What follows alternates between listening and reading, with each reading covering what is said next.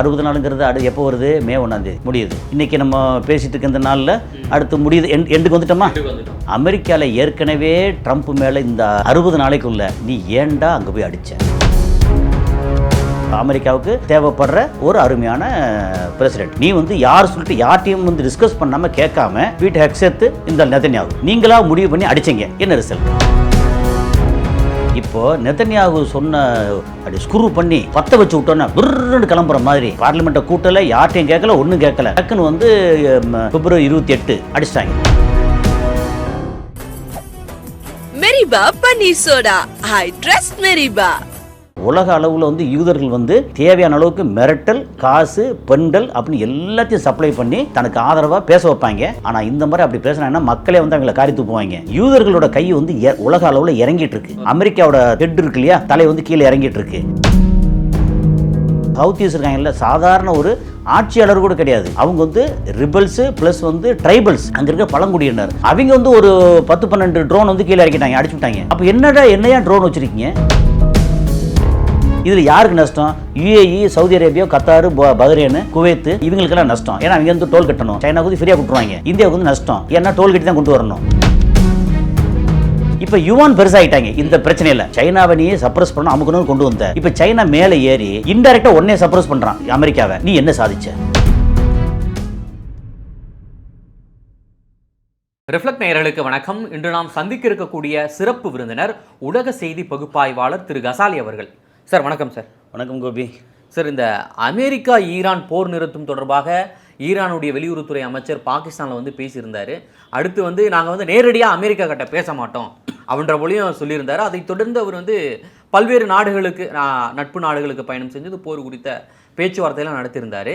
இதனுடைய அப்டேட் என்னவா இருக்குது? அதே போன்று இந்த ஹார்மோஸ் ஜலசந்தியை நாங்கள் கைப்பற்றிட்டோம், பிடிச்சிட்டோம் அப்படின்ற போல சொல்லியிருந்தார் ட்ரம்ப்பு. ஆனால் பார்த்தீங்கன்னா 50 கப்பலுக்கு மேலே ஈரான் அனுமதி கொடுத்து வெளியே வந்திருக்கு, சீனா கப்பல். இதெல்லாம் எப்படி சாத்தியம்? என்ன நடக்குது? ஆமாம், இது எப்படின்னா நம்ம தொடர்ந்து பேசிகிட்டு இருக்கோம். ஒரு பயங்கரமான பரபரன்னு பிரேக்கிங் நியூஸ் அப்படிலாம் ஒன்றும் கிடையாது. சாதாரணமாக செய்திகளோட செய்திகளாக போய்கிட்டே இருக்குது. ஒரு பக்கம் ட்ரம்ப் அமெரிக்காவில் பைத்தியம் முடிச்சுடுறாப்புலாங்க.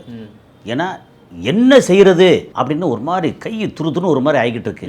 அதுக்கு முக்கியமான ஒரு காரணம் அதை முதல்ல சொல்லிடுவோம். என்னன்னா, அமெரிக்க அதிபர் அவருக்குன்னு தனிப்பட்ட அதிகாரம் ஒன்று இருக்குது. ஒரு நாட்டோட போர் புரியணும் அப்படின்னா பொதுவாக பார்லிமெண்ட்டை கூட்டி அங்கே ஒப்புதல் வாங்கி அட்டாக் பண்ணணும். இப்போது நெதன்யாகு சொன்ன அப்படி ஸ்க்ரூ பண்ணி பற்ற வச்சு விட்டோன்னா புர்ன்னு கிளம்புற மாதிரி பார்லிமெண்ட்டை கூட்டலை, யார்ட்டையும் கேட்கல, ஒன்றும் கேட்கல. டக்குன்னு பிப்ரவரி 28 அடிச்சிட்டாங்க. ஓகே, அடித்தா அமெரிக்காவில் அடுத்த ஒரு சட்டம் என்ன அப்படின்னா 60 நாளைக்குள்ளே அதை முடிச்சிடணும். போர் நிறுத்தி எல்லாம் வெளியேற முடிஞ்சிடணும். அதுக்கப்புறம் திரும்ப தேவைன்னா பார்லிமெண்ட்டை கூட்டி அங்கே ஒப்புதல் வாங்கினா தான் அடுத்த கட்டம் போக முடியும். 60 நாளுங்கிறது எப்போ வருது? மே 1ஆம் தேதி முடியுது. ஆமாம், இப்போ ஆல்மோஸ்ட் இன்றைக்கி நம்ம பேசிகிட்டு இருக்க இந்த நாளில் அடுத்து முடியுது, எண்டுக்கு வந்துட்டோமா? அப்போது அமெரிக்காவில் ஏற்கனவே ட்ரம்ப் மேலே இந்த 60 நாளைக்குள்ள நீ ஏன்டா அங்கே போய் அடித்த? ஏண்டாங்கிறது சும்மா அந்த கலவைகளை பேசுகிறது தான். அதிபராக அப்படி பேசுவோமா? அப்படி இல்லை. அவர் கிறுக்கு அதிபர் நம்ம அன்பாக சொல்லிக்கிறோமே ஒழிய, இவர் ஒரு கிரிமினல் அதிபர், அவர் கிறுக்கு அதிபர். யார்? நெதன்யாகு ஒரு கிரிமினல் அதிபர், அவர் ஒரு கிறுக்கு அதிபர்.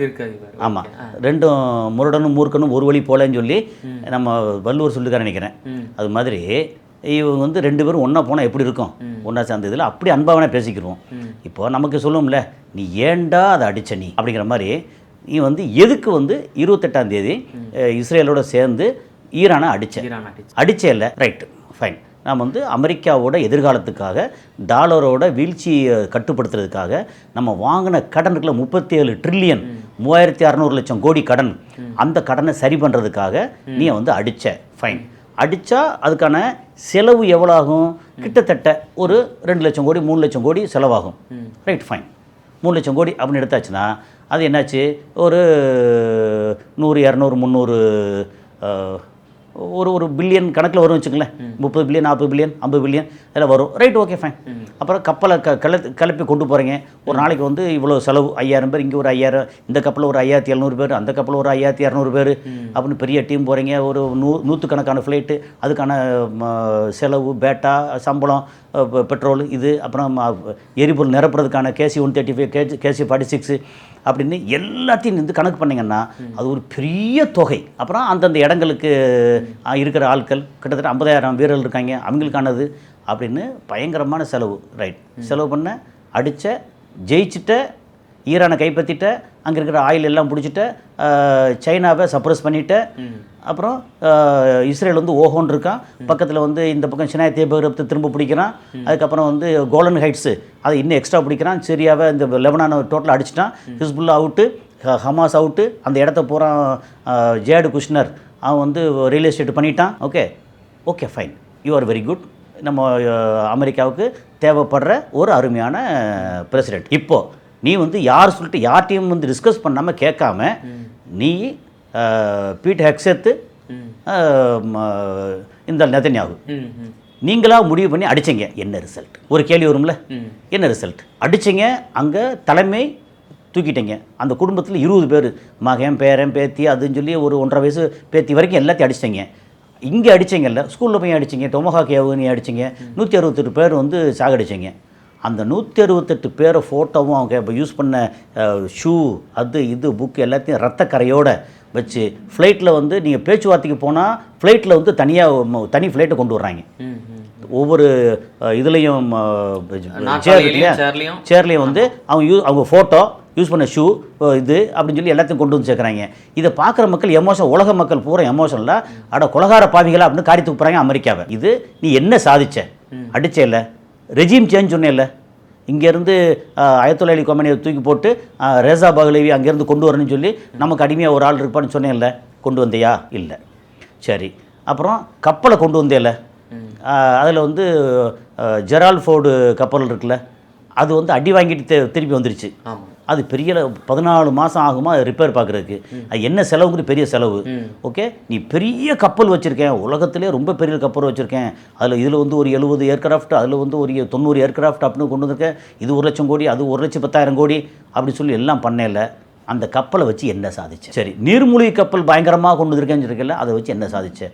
அதிகபட்சம் கையில் ஒரு கத்தி கப்படா எதுவும் இல்லாமல் விசாகப்பட்டினத்தில் ஒரு எக்ஸிபிஷனுக்கு, இட்டாலியை பண்ண எக்ஸிபிஷனில் கலந்துக்கிட்டு ஒரு போர்க்கப்பல், பட் ஆம்புலன்ஸ் போர்க்கப்பல், எந்த ஆயுதங்கள் இல்லாத எக்ஸிபிஷனுக்கு வந்த அந்த போர்க்கப்பல் ஸ்ரீலங்காவில் வச்சு அடிச்ச நீ பக்கத்தில். அதை தாண்டி நீர்மூழ்கி கப்பலை வச்சு நீ என்ன சாதிச்ச? ஒரு கேள்வி. சரி, இது இல்லாமல் நீங்கள் உலகத்திலேயே வந்து கண்டுபிடிக்க முடியாத பயங்கரமான F-35, F-15, F-18A, F-22, raptor, F-15லாம் எப்பா சூப்பர், F-35 அஜுஜோ அப்படியா? ஆமாம், அது இது சொன்ன மாதிரி தான் F-35 அஜுஜோ அது பயங்கரமான ஆச்சே.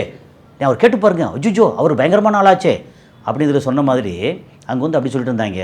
கடைசியில் பார்த்தா F-35 2 அடிச்சு விட்டாங்க, இது ஒரு 3 F-15 அடிச்சிட்டாங்க, F-22 அடிச்சு எல்லாத்தையும் F-16 அடித்தாங்க. பெரிய பெரிய flight helicopter, drone, MQ-9 reaper drone இருக்குல்ல, அது ஒரு 13 ட்ரோனை கீழே இறக்கிட்டாங்க. ஒன்று அடித்தாங்கன்னு கீழே இறக்கிட்டாங்க. கீழே இருக்குன்னா உடனே ரிவர்ஸ் இன்ஜினியரிங் பண்ணி விட்ருவாங்க. ரிவர்ஸ் இன்ஜினியரிங் அதை பார்த்து இப்படின்னு பார்த்துட்டு ஓகே நம்ம இதை எடுத்து இம்ப்ரூவ் பண்ணிடுவோம் அப்படின்னு பண்ணி விட்றாங்க. ஒரு 13 ட்ரோனு. அப்படி பார்த்தீங்கன்னா ஹவுத்தீஸ் இருக்காங்கல்ல, சாதாரண ஒரு ஆட்சியாளர் கூட கிடையாது. அவங்க வந்து ரிபல்ஸு ப்ளஸ் வந்து ட்ரைபல்ஸு, அங்கே இருக்கிற பழங்குடியினர், அவங்க வந்து ஒரு 10-12 ட்ரோன் வந்து கீழே இறக்கிட்டாங்க, அடிச்சு விட்டாங்க. அப்போ என்னையா ட்ரோன் வச்சுருக்கீங்க அப்படின்னு. அப்போ நம்மளோட வலிமை வந்து பல்லிழிக்க வச்சதை தவிர நீ வந்து என்ன சாதிச்சு? இந்த கேள்வியெல்லாம் இருக்குது. நான் சொல்கிறதுனா பெரிய லிஸ்ட்டே இருக்குது. நான் அது படித்து பார்க்கும்போது ஆமாம் இல்லை என்ன சாதிச்சேன்? சரி, மக்களை கொண்டாங்க, டமால் டெமில் போட்டு அடித்து. இங்கே ஈரானில் அவங்க அஃபீஷியலாக அனௌன்ஸ் பண்ணது 5500 மக்கள், ஒரு 26 வீடுகள். அவன் திருப்பி அடித்தது வந்து இஸ்ரேலில் வந்து 20 பேர் செத்தான்னு சொல்லியிருக்காங்க. ஆனால் 20,000 பேர் செத்துருப்பாங்கன்னு சொல்கிறாங்க அங்கே தரவுகள். அவ்வளோ பேர் சாகடிச்சிருக்கேன். அங்கே பார்த்தா ஹைஃபாவில் அது இது IBM-ஆக இருக்கட்டும், இதாக இருக்கட்டும், கூகுளாக இருக்கட்டும், க்ளவுடாக இருக்கட்டும், எல்லா பில்டிங்கும் போட்டு அடித்து தாக்கியிருக்காங்க. அதுக்கப்புறம் இங்கே மிடில் ஈஸ்டில் இருக்கக்கூடிய அமெரிக்காவோட நிலைகளை பூரா அடித்து பிச்சுட்டாங்க. அங்கே பெருசாக ஒன்றும் நடமாட்டம் பண்ண முடியாது, எல்லாத்தையும் அடிச்சிருக்காங்க. அதுக்கப்புறம் ரேடார் கருவி இருக்குல்ல, அதை வச்சு 20 வருஷமாக மழையே பெய்யோடாமல் ஆக்கிட்டு இருந்தேன். ரேடார் கருவி பூரா அடித்து இன்றைக்கி வந்து ஓகன் மழை பெஞ்சிக்கிட்டு இருக்கு. எல்லாத்தையும் அடித்து முடிச்சோன்னே இங்கே பார்த்தா ஈரானில் வரலாறு காணாத மழை 25 வருஷத்துக்கு அப்புறம் மழை பெஞ்சிட்டு இருக்கு. எல்லாம் அப்படி சந்தோஷமாக இருக்காங்க. ஈராக்கில் பார்த்தீங்கன்னா 5 டிகிரி வெப்பம் குறைஞ்சிற அளவுக்கு மழை பெஞ்சிட்டு இருக்கு. அப்போ ஏசி வேண்டியதில்லை, இது இல்லை. அப்போ வெப்பம் குறைஞ்சா பூச்சி, பறவைகள், நாய், நரி, காட்டு விலங்குகள், பயிர் பச்சைகள் அப்படின்னு எல்லாமே நல்லாயிருக்கும். இந்த அளவுக்கு வந்துருச்சு. நீ வந்து அங்கே போய் அடித்து சண்டை போட்டு அந்த நாட்டில் ஈரான் தலைமை மேலே வெறுப்பாக இருந்த மக்களை கூட ஒற்றுமைப்படுத்திட்டேன். இவர் வந்து வேண்டாம் நல்லா இல்லை அப்படின்னு சொன்ன ஆட்களை கூட ஒற்றுமைப்படுத்திட்டேன். அரபு நாடுகளில் வந்து ஒரு மாதிரி பிரித்து வைக்கிற அரபு நாடுகளில் கூட இல்லை நம்ம வந்து அமெரிக்கா வேண்டாம் அப்படின்னு அமெரிக்கா நம்மளை வந்து வெளியேற்றளவு கொண்டு வந்துட்டேன். என்ன சாதிச்சேன்? சரி, இப்போ $1 நம்ம எல்லாத்தையுமே பெட்ரோலியத்தில் தான் நம்ம வந்து டீல் பண்ணிட்டு இருந்ததை இப்போ யுவான் பெருசாகிட்டாங்க. இந்த பிரச்சனையில் சைனாவை நீ சப்ரஸ் பண்ண அமுக்கணும்னு கொண்டு வந்த. இப்போ சைனா மேலே ஏறி இன்டெரக்டாக ஒன்னே சப்ரஸ் பண்ணுறான், அல்லது நம்மளை சப்ரஸ் பண்ணுறான் அமெரிக்காவை. நீ என்ன சாதிச்ச? இந்த கேள்வியெல்லாம் வருது. ஓகே, இதெல்லாம் தாண்டி நீ வந்து பெட்ரோல் வந்து எல்லாத்தையும் எடுக்க விடாமல் குறுக்கப்படுத்து கிடைக்கல. இதில் கல்ஃப் ஆஃப் ஒமானில் இன்றைக்கி அதான் நடந்துக்கிட்டு இருக்கு. அவன் ஹர்மோஸை வந்து 40 வருஷத்துக்கு மேலே சும்மா ஃப்ரீயாக விட்டுருந்தாங்க. இவன் அவனை அடித்த உடனே இது எங்கள் இடம், நீ போகாத அப்படி இறுக்கி பிடிச்சிட்டாங்க. இனிமேல் நீ டோல் கட்டிட்டு போன்றாங்க. அப்போ என்னாச்சு? ரிவர்ஸ் ஆகி போச்சு. ஏன்னா 8% ஆயில் இருக்கு இல்லையா, அது அமெரிக்காவுக்கும் போகுது. அங்கேருந்து எங்களுக்கு ஒன்றும் தேவையில்லை, எங்களுக்கு தேவையான அளவுக்கு இங்கே பெட்ரோல் இருக்குது, இது இருக்குது அப்படி சொல்லிட்டு இருந்தால 8% ஆயில் வந்து அவனுக்கும் போகுது அங்கேருந்து. ஏன்னா ஈராக்கிலேருந்து மற்ற இடங்கள்லேருந்து அவனுக்கு போகுது. அப்போது நமக்கான இதையுமே பிரச்சனை கொண்டு வந்துட்டு கடைசியில் சும்மா இருந்தவனுக்கு பார்த்து சொரிஞ்சு விட்டு அவனுக்கு வந்து எக்ஸ்ட்ரா டோல் அமௌண்ட் கிடைக்கிறவங்க பண்ணிட்டேன். சரி, இப்போது ஓமானும் ஈராக்கும் பெரிய அளவுக்கு உறவெல்லாம் கிடையாது, சாதாரண இருந்தாங்க. ஏன்னா அந்த ஹர்மோஸ் வந்து ஒரு பக்கம் ஈரான், இந்த பக்கம் ஓமான், 2 பேரும் ஒற்றுமைப்படுத்தி விட்டார். 2 பேரும் அப்பப்போ உட்காந்து ஒன்றா பேசி இப்போ போயிட்டு ஏதோ ரகசிய டீலிங் எல்லாம் போட்டு, ரகசியம்லாம் இல்லை, ரகசியம் சொல்றக்கூடிய ஒரு ஓப்பன் டீலிங் தான். Open dealing. ஆமாம். எப்போ இந்த இடத்துல நாங்கள் வந்து டோல் வசூல் பண்ண போகிறோம், ஏன் இடத்துல ஃபுல்லாக இருக்குது, ஓ இடத்துல இல்லை, ஆனாலும் நீயும் அதுக்கு பங்குதாரர் தான், உனக்கு வந்து 1/3 கொடுத்துட்றேன், நான் 2/3 எடுத்துக்கிறேன், இந்த இதெல்லாத்தையும் செலவு பூரா நான் பார்த்துக்கிறேன். ஏன்னா ஓமானில் வந்து பெரிய இராணுவங்கள்லாம் கிடையாது, இருக்கிற இராணுவம் பத்தாது, இவன்ட்ட இராணுவம் பெருசாக இருக்குது, ஆயுதங்கள் பெருசாக இருக்குது, இந்த இதை பூரா நான் பார்த்துக்கிறேன். ஓகே, இதுக்கான செலவு எடுத்துக்கிட்டு மிச்சம் வர்றதில் உனக்கு 1/3 எனக்கு 2/3, ஏன்னா ஏன் இடத்துல இருக்குது. சரி ஓகே, சும்மா இருந்த இடத்த வந்து சொரிஞ்சு விட்ட இடத்த வந்து ஓமான் சும்மா உட்காந்தான். எப்பப்பா இந்த இங்கே வா, இந்த இடம் வந்து நம்ம வசூல் பண்ண போகிறோம், உனக்கு வருஷத்துக்கு இவ்வளோ தர்றப்ப, மாதம் இவ்வளோ தர்றேன் அப்படின்னா அவனுக்கு பில்லியனில் தர்றான் அவனுக்கு. ஓகே சூப்பர், அவன் பேச்சுவார்த்தைக்கு வராமல் இருப்பானா? இதில் யாருக்கு நஷ்டம்? UAE, Saudi Arabia, Qatar, Bahrain, Kuwait, இவங்களுக்கெல்லாம் நஷ்டம். ஏன்னா அவங்க வந்து டோல் கட்டணும். இந்தியாவுக்கு நஷ்டம், ஏன்னா சைனாவுக்கு நஷ்டம், சைனாவுக்கு வந்து ஃப்ரீயாக கொடுத்துருவாங்க. இந்தியாவுக்கு வந்து நஷ்டம், ஏன்னா டோல் கட்டி தான் கொண்டு வரணும். அதுக்கப்புறம் அந்த பொருட்கள் உள்ளே போகும் இல்லையா துபாய்க்கு, அது போகிற வந்து டோல் கட்டி தான் உள்ளே போகணும். சும்மா இருந்து சொரிஞ்சு விட்டு இப்படி பண்ணியிருக்க, அப்போ நீ என்ன பண்ண? இந்த கேள்வி. அது மட்டும் இல்லாமல் இந்த JD வான்ஸ் வந்து சொல்லியிருக்காரு, பென்டகன்லேருந்து முறையான தகவலே வந்து ட்ரம்ப் பெறது கிடையாது, அவர் மட்டுமே ஏடா கூட நினைத்ததை வந்து செஞ்சுன்னு இருக்காரு அப்படின்ற போல ஒரு குற்றம் சாட்டி இருப்பதாகவும் செய்திகள் ஏற்கனவே சாட்டார். ஏன்னா JD வான்ஸ் வந்து ஆப்போசிட்ல, அவர் துணை அதிபராக இருந்தால் கூட அவர் வந்து அந்த கட்சி இல்லை, ஆப்போசிட்டு இருக்கிறது. ஆமாம், இருக்கிறதுலையே பிடெக் சேர்த்து பாடி லாங்குவேஜ்லாம் பார்த்தீங்கன்னா பயங்கர முரட்டுத்தனமாக கேவலமாக இருக்கும். இதே JD வான்ஸ் பார்த்தா ரொம்ப சாஃப்டாக ஒரு மாதிரி, மார்க்க ஒரு பியே வேறு மாதிரி. அப்புறம் இந்த மருமக ஜேடு குஷ்னர் பார்த்தா அவன் எப்போ பார்த்தாலும் வந்து ஒரு திருட்டு மொழி இருந்துக்கிட்டே இருக்கும். ஏன்னா எவனை எங்கே கவுத்துறது, எந்த நாட்டை வந்து நம்ம ஆட்டையை போடுறது அப்படிங்களே இருக்கும். மருமகன் தான் அது வந்து மருமகன் ஏற்கனவே பேசியிருக்கோம் பற்றி. ஹென்ரி கிஸ்ஸிங்கர், ஜேடு குஷ்னர் 2 கிட்டத்தட்ட ஒரே மாதிரி. அடுத்தவனை ஆட்டையை போடுறதில் பயங்கரமான ஆட்கள். ஏன்னா இது வந்து அவன் மகளை லவ் பண்ண சொல்லி கல்யாணம் பண்ணி வச்சது எல்லாமே வந்து இந்த யூத கூட்டம் இருக்காங்கல்ல அவங்களோட பிளான், மாஸ்டர் பிளான். அதில் இவன் ஒரு கருவி அந்த மாதிரி. அதே மாதிரி ஸ்டீவ் விட்காஃப், அவனோட ஃப்ரெண்டு, ரியல் எஸ்டேட்டு பண்ணுறவன், அவனை கூப்பிட்டு வச்சு இந்த மாதிரி முக்கியமான பேச்சுவார்த்தை போனால் என்ன செய்வேன், இது இந்த மாதிரி மக்கள் நலனை பற்றி பேசுவாங்களா, இதை பற்றி பேசுவாங்களா, இந்த இடத்த ஆட்டையை போட்டால் எவ்வளோ கிடைக்கும் தான் பார்ப்பாங்க. வெறும் பிஸ்னஸ் மைண்ட் மட்டும் உலகம் இல்லை. ஒரு அதிபர் வந்து மக்கள் நலனை பார்க்கணும், அமெரிக்க மக்கள் நலனை பார்க்கணும். அமெரிக்க மக்கள் நலனை பார்க்குறங்கிறக்க ஊரில் உள்ள மக்களை பூரா அடிச்சுக்கிட்டு இருக்கணுமா? அடித்து சாகடிச்சு தான் வந்து நலனை பார்க்க முடியுமா? நீ நல்லாரு, அடுத்தவனும் நல்லா இருக்கணும். பக்கத்து வீடு எப்போவுமே பசி இல்லாமல் இருந்தால் தான் நம்ம சாப்பிட்ற உணவு நமக்கு செரிக்கும் அப்படின்னு சொல்லுவாங்க. அது மாதிரி அங்கே வந்து அப்படி இல்லை. யூதராக இருக்கட்டும், அது இஸ்ரேலாக இருக்கட்டும், அமெரிக்கா அப்படி இல்லை. ஆனால் அதுக்கு காலம் வந்து நிறைய மாறி போயிருக்கு. இப்போ வந்து இவங்க இந்த பிளாக்கேடை வந்து எடுக்க மாட்டோம்னு நிற்கிறாங்க. ஓகே, நீ பிளாக்கேட் வச்சுட்டே இருக்க, நாங்கள் பாட்டுக்கு கிளம்பிட்டுக்கோன்னு கடந்த 72 மணி நேரம், அதாவது 3 நாள் 3 நாளில் 52 கப்பல் வந்து கிராஸ் ஆகிருக்கு.